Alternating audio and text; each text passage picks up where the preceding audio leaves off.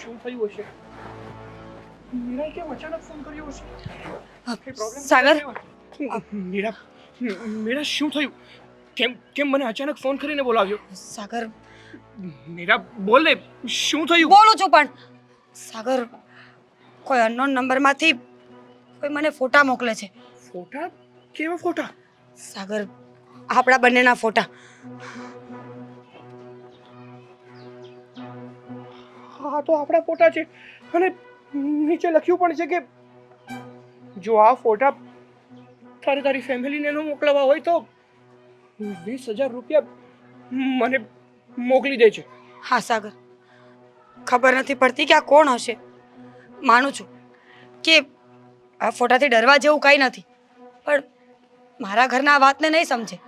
એ લોકો એવું નહીં સમજે કે આ બધું અત્યારે લાઈફમાં નોર્મલ છે. હક કરવું, હાથ મિલાવો. મારો ભાઈ તો મને મારી જ નાખશે. જો મીરા, તું ચિંતા ના કર, બધું ઠીક થઈ જશે.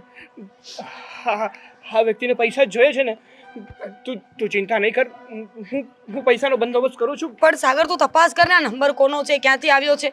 એમ ડાયરેક્ટ કેમ પૈસા થોડી આપી દેવાય. પણ મારી વાત સાંભળ, હું નંબર પણ તપાસ કરી, પણ અત્યારે પૈસા દેવા બહુ જરૂરી છે. કારણ કે જો એ વ્યક્તિએ આપણા ફોટા... સાગર, હા ફરી વખત મેસેજ આવ્યો છે.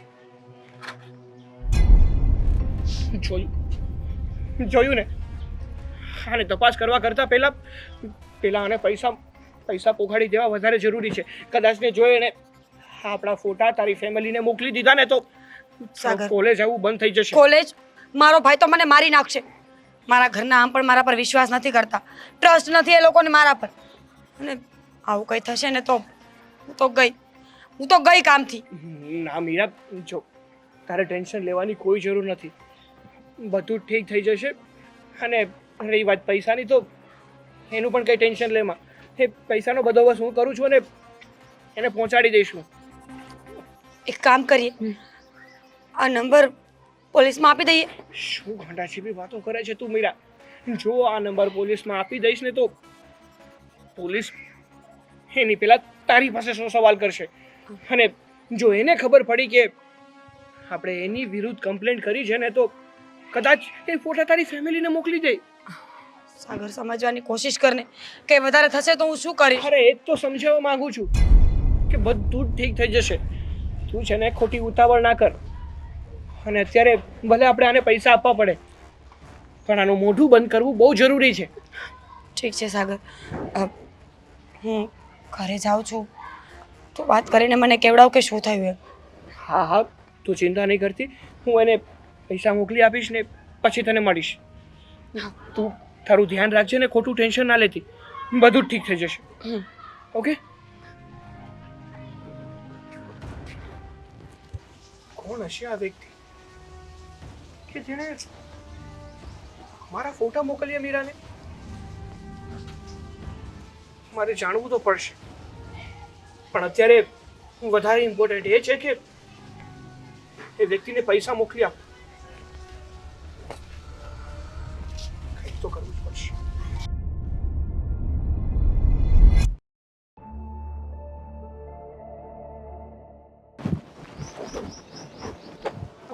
મીરાએ કીધું તો છે કે ખંડેર છે ત્યાં આ પૈસાનું પેકેટ મૂકવાનું છે, પણ આમાં કંઈ દેખાતું તો છે નહીં.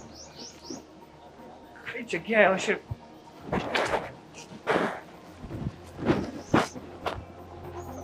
ખંડેર જેવું તો આ જ લાગે છે. આનું જ કીધું હશે. પૈસા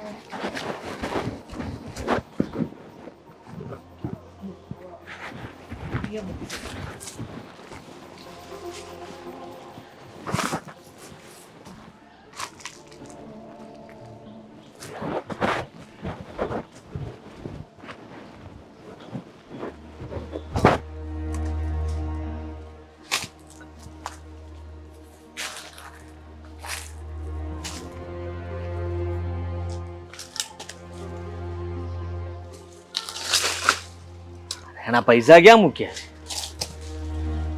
હા, હાસ પૈસા તો મળી ગયા. હવે આ લોકોને થોડા પૈસા ચૂકવી દઈશ કે થોડા દિવસ મારો જીવ નહીં ખાય. આમ તો હા તો બહુ સારું કામ કહેવાય નહીં. હા મહેનત પણ ન કરવી પડી બહુ. અને એક ફોટો મેસેજ કરવાથી રૂપિયા મારે જ્યાં જોતા હતા ત્યાં આવી ગયા. અરે વાહ, આ તો મુરઘી મળી ગઈ આપણને. હે ઈંડા આપ્યા જ કરશે. આ તો શરૂઆત છે ખાલી બેટા. હવે આગળ જો થશે શું? હા હવે તો મારા બધા શોખ પૂરા થશે. કેટલા ટાઈમથી નશો નથી કર્યો. આજે તો નશાનું સપનું પણ પૂરું થઈ જશે.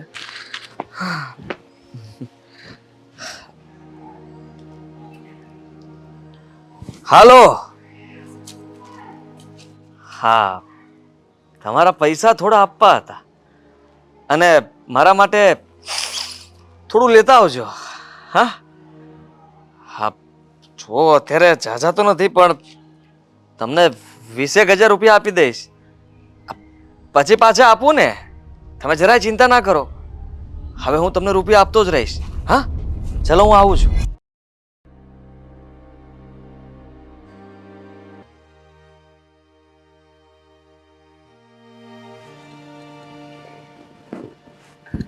લોકો આવો બેસો.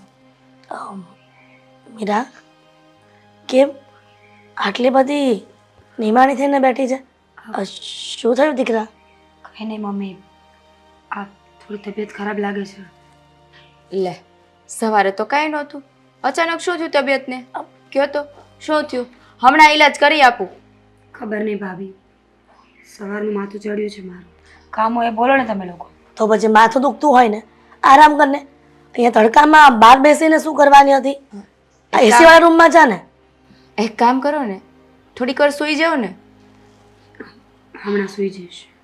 મીરા સાચું કે છે? તને આ માથું નથી દુખતું? કંઈક બીજી જ તકલીફ છે? નહીંતર કોઈ દિવસ આવી રીતના ઉદાસ થઈને ન બેસે. કઈ તકલીફ નથી મમ્મી, એમ જ. સાચું બોલો મીરાબેન, કંઈ થયું છે? હવે તમે લોકો સવાલો ઉપર સવાલ કરશો ને તો દુઃખ નહીં હોય ને તો પણ એવું લાગશે કે મને દુઃખ છે. હા બસ આવી રીતે બોલો ને તો અમને એમ થાય કે કંઈ નથી થયું, પણ તમે આમ ચૂપચાપ બેસો ને તો કેમ માની લેવું? ભાભી પાગલ તો નથી રહેવું કે હર વખત રાડો નાખીને જ વાત કરું. મીરા આવી રીતના ગુસ્સો કરવાથી તારા પ્રશ્નનું સોલ્યુશન નહીં આવે. તો કંઈક કે ને શું થયું છે? કોઈ દિવસ શાંતિથી બેસતી નથી. હા કોલેજમાં કોઈ સાથે માથાકૂટ થઈ? હા મમ્મી. પરીક્ષા આવી રહી છે એટલા માટે ચિંતામાં નથી ને? અરે એમાં શું ચિંતા હોય, આખું વર્ષ વાંચ્યું છે મેં, ભણી છું, તે બેસી નથી ત્યાં. સાચી વાત છે અંકિતા. આ મીરા છે ને દર વર્ષે કોલેજમાં ફર્સ્ટ આવે છે અને દર વખતે પણ આવું મોટું તો નથી હોતું. ખબર નહીં આમ અચાનક. ફીની પ્રોબ્લેમ નથી ને? કોઈ પ્રોબ્લેમ નથી.